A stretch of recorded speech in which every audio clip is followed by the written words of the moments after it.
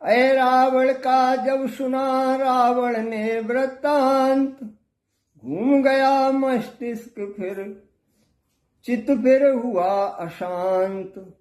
वह रावण मरने का समाचार रावण को प्राप्त होता है तो उसका मस्तिष्क घूम जाता है और मन अशांत हो जाता है।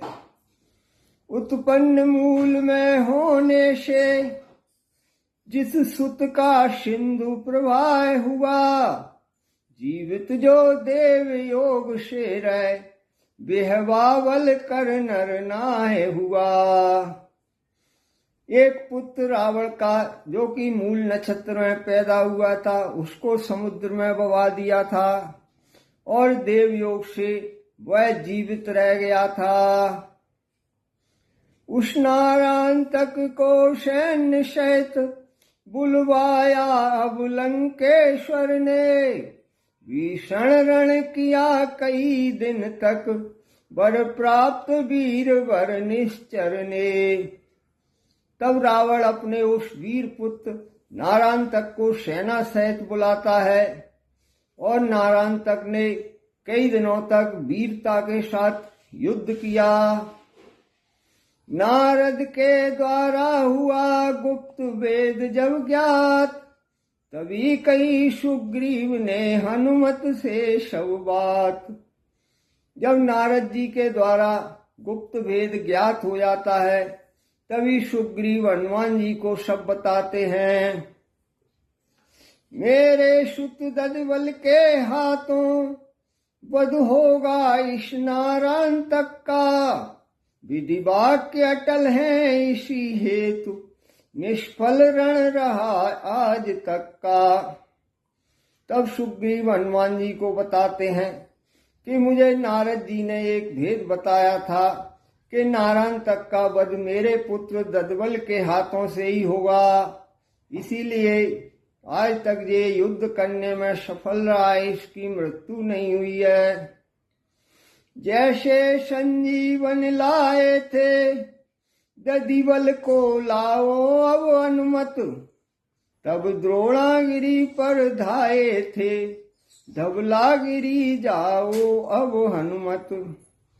हे हनुमान, जब तुम पहले संजीवनी बूटी लेने गए थे, अब आप दधिबल को लेने जाओ। उस समय द्रोणागिरी पर्वत गए थे, अब धवलागिरी जाओ। हनुमति पर फिर पड़ा नए कार्य का भार, मात नवा रघुनाथ को चले बुद्धि आगार। हनुमान जी के ऊपर ही फिर से नए कार्य का भार पड़ता है। श्री राम जी को सिर नवा करके और बल और बुद्धि के धाम रवाना होते हैं। वही एक ही टेकती वही एक ही ध्यान, सोच रहे थे मार्ग में इस प्रकार हनुमान। बस हनुमान जी का तो वही एक ही टेक थी और एक ही ध्यान था, रास्ते में सोचते हुए जा रहे थे। दधिबल को लाए जबी महावीर बलधाम, असफल जो हो रहा था सफल हुआ संग्राम। जब हनुमान जी दधिबल को लेके आते हैं तो जो संग्राम असफल हो रहा था वो दधिबल के आते ही सफल हो जाता है। नारायण तक मारा गया कपिपत सुत के हाथ, बिंदु प्रिया उसकी त्रिया सती हो गई साथ। दधिबल के आते ही युद्ध में नारायण तक सुग्रीव के पुत्र दधिबल के आश से मारा जाता है और उसकी पत्नी बिंदु प्रिया पति के साथ सती हो जाती है। घेर लिया कपिवृंद ने हनुमत को तत्काल, बोले नेता आज से हुए अंजनी लाल। कभी हनुमान जी को सभी वानर भालू घेर लेते हैं और कहते हैं कि पवन पुत्र अंजनी सुत हनुमान हमारे नेता हो गए हैं। कपिपत से बोले जामवान, तुमने न किसी को संघारा, पर चलो तुम्हारे बेटे ने रावण का बेटा तो मारा।